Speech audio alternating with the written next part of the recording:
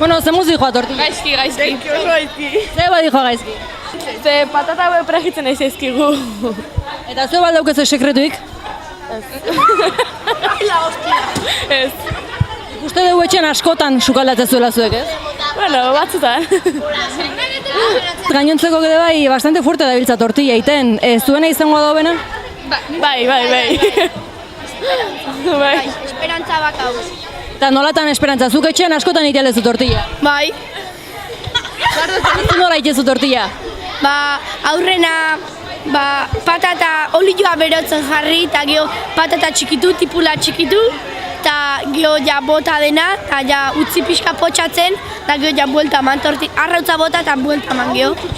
Ondo moldatza altzate hemen denan arten sukalde? Bai, ondo. Papera banatu dituzue edo nola molatu zate? Ez diteu. Bueno, paperak batek txikitu du tipula, bestia patatan azala, bestia arrautza bota batxuta, hola.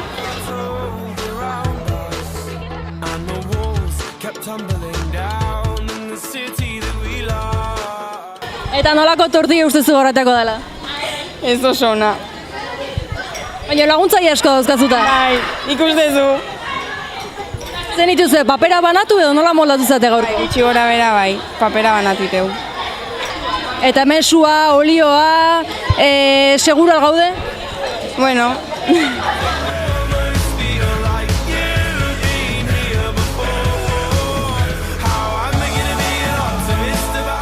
Nola izate moldatzen gaur tortilla hileko?